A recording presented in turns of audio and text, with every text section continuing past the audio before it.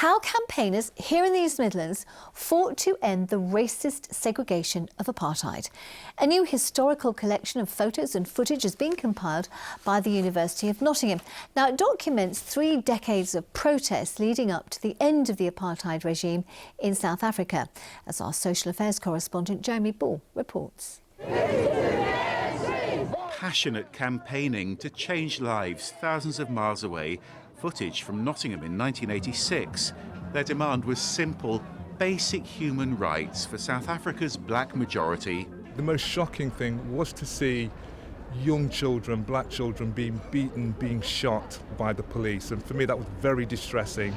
I was very proud that Nottingham was responding. I felt even back then I could do something very small in terms of resisting this by refusing to buy the produce from South Africa, the oranges and things like that. Those boycotts were part of decades of protest and dissent that's now been documented by the University of Nottingham.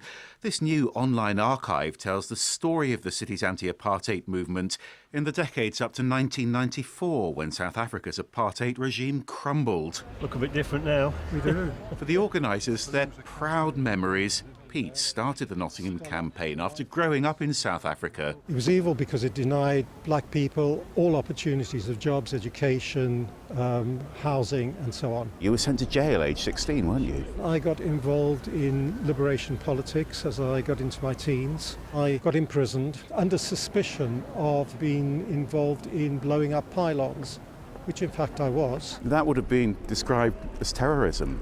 There's a saying, one person's terrorist, another person's freedom fighter. Our pension fund has withdrawn all its investments. Paddy Tipping was a county councillor, a protester who became a Labour MP and then a police and crime commissioner. Nottinghamshire County Council Pension Fund, which I chaired, was the first to disinvest from South Africa. It was a great campaign. We got people out of prison and we smashed the apartheid regime. I think they made a massive difference. The 1,000 people that came to the Marcus Garvey to see 7 striking metal workers put on a play of about their strike, and then to go out and talk about why they were on strike, what the role of the apartheid state was. Some people in Nottingham, black community, they spoke out about the issues of racial injustice in South Africa and could tie it to the inequalities that was happening in Nottingham with regards to things like stop and search. And when apartheid ended, quite suddenly, you must have felt huge emotion.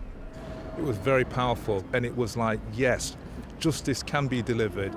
A fight for justice vividly remembered in this new Nottingham archive as a new generation fights new battles.